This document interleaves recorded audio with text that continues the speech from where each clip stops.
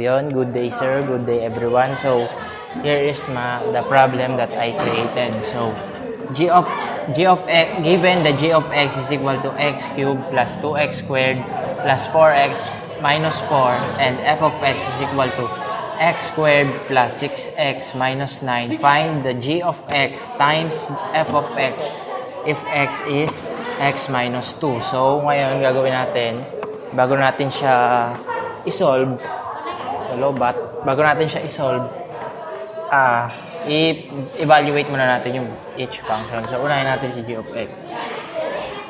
G of x minus 2. So, just copy natin. Copy natin yung value of x, syempre. So, magiging x minus 2 cube plus 2 times 3, ay, minus 2 pala muna. Tapos, squared plus 4 times x minus 2 minus 4. So, yan. So, solve natin to. So, solve muna natin yan. So, ganito yan. I-solve natin dito. Natin i-solve. So, x times, syempre, una muna, dalawa muna bago yung isa. Mamaya na to. Ito muna. So, x times x will be x squared. Tapos, first, outer. So, negative 2x. Inner, negative 2x. Outer, plus 4. So, yan.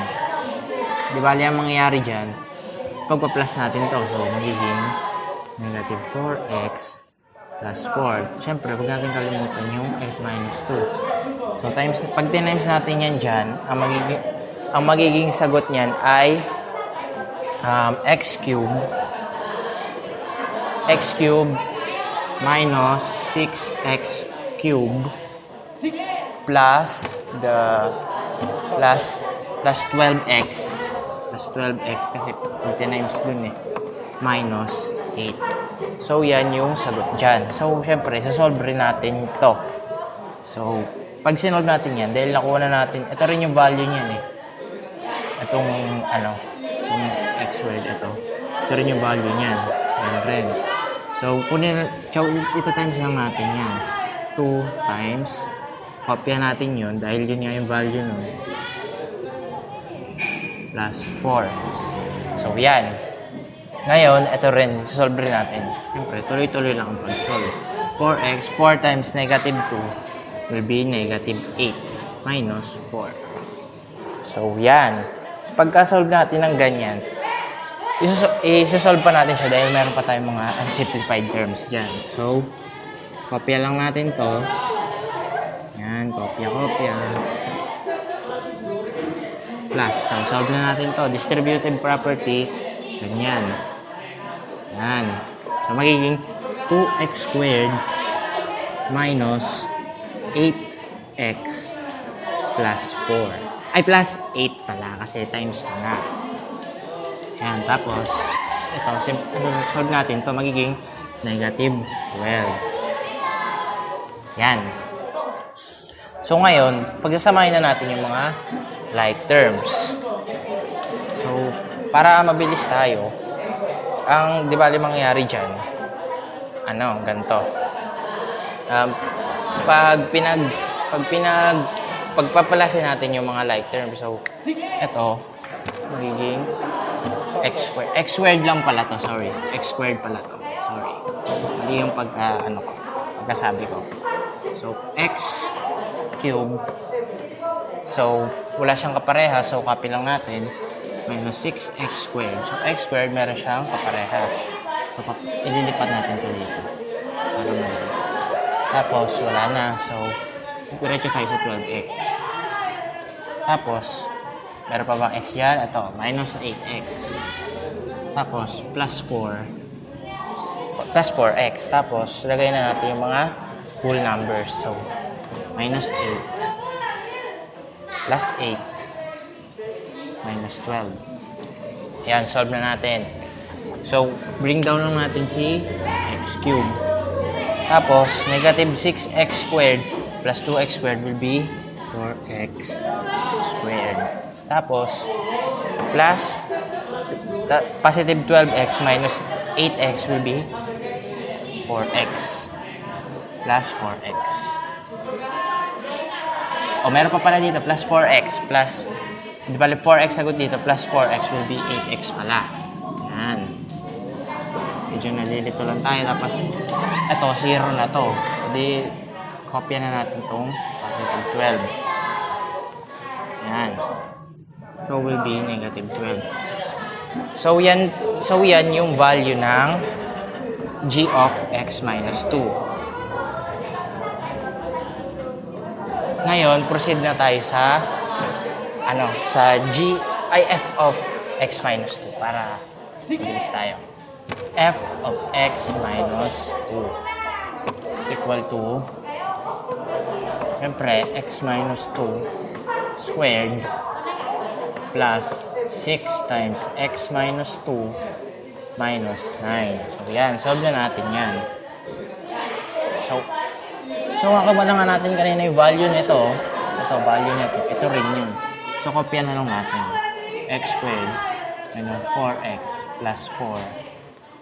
Tapos, plus 6 times x will be positive 6x. And 6 times negative 2 will be negative 12. So, yan. Minus 9, syempre. So, yan. So, solve natin. So, ngayon, yan naman ang isosolve natin. So, yan. So, katulad sabi ko kanina like terms, pero ngayon, pabilisin na natin. Para madali. Sige. Isa-isahin pa natin. Plus, ito, lagay natin dito. Like terms sila. Plus 4 minus 12 minus 9. Yan, ang bilis. Tapos, pag-plusin natin yan. Negative 4x. Negative 4x plus 6x will be negative, ano ba to? Negative 2x. Kasi negative, tapos plus. Ay, positive pala. Positive 2x plus 4 minus 12 will be negative 8 plus negative 9 will be negative 17. Yan. So, yan yung ating sagot dyan. Yan. So, that will be the answer for this. For f of x minus 2. So, now, solve na natin yung pinaka-problem natin, which is ito. Yan. So, nakuha na natin mga value. Pagka-timesin na natin siya ngayon, o pag multiplyin. So, ngayon, ganito gagawin natin. G of f. Kopya natin yung para hindi tayo malito. So, distribute natin yan para is equal to x. Kopya natin muna. Ito na lang una natin kopyahin. Kasi multiplication naman kahit anong mauna dyan. Yan. Ay, mali. Ano pala yung ganyan. Tapos, yan. Times. Yan. So, x squared plus 8x minus 12. Yan. So, ngayon, solve natin yan. Ang method ko dito para madali-dali ng konti, distributive property rin. Lahat muna i-multiply natin. Lahat ng value nito, multiply natin dito, tsaka dito. So, unahin natin to. X squared times, yan, ganyan lang. Minus 4, copy lang. Yan.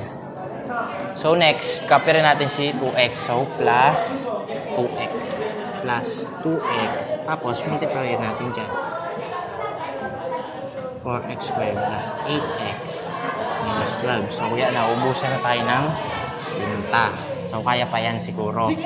So, tapos, itong negative 17 o minus 17. Tapos, times ulit natin.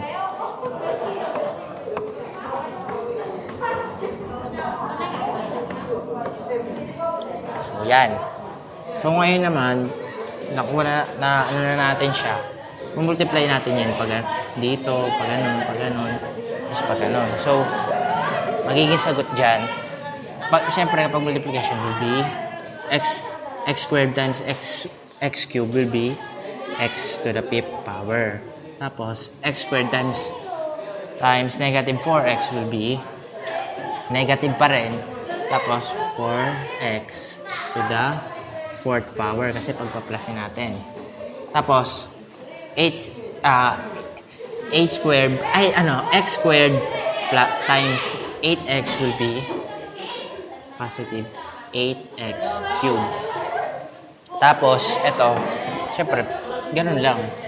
Multiply lang natin yun. Ay, x squared. Tama. X squared. Tapos, lagyan natin parenthesis para di tayo dito. Tapos, plus. Ito. Ito naman, plus rin natin siya. Ay, ito times rin natin. Ito lang ginawa natin kanina. So, ito, pag ganyan, 2x to the 4th power. Tapos, ito dito, negative 8x to the 3rd power. Tapos, dito, yan, will be positive 16 to the 16x squared. Tapos, dito, 24x, negative 24x. Yan, x po yan. Yan. Lagyan rin natin ng parenthesis para hindi ito. So, last, ito na, yung sa negative 17. Medyo malaking numero, no? Medyo malaki. Kaya, times lang natin pa ganyan, tsaka ganyan. So, yan, medyo naubusan na tayo ng tinta. So, tataktak muna natin. Yan. So, sagot dyan. Siyempre, kopya natin dyan. Lagyan natin parenthesis para hindi rin tayo malito.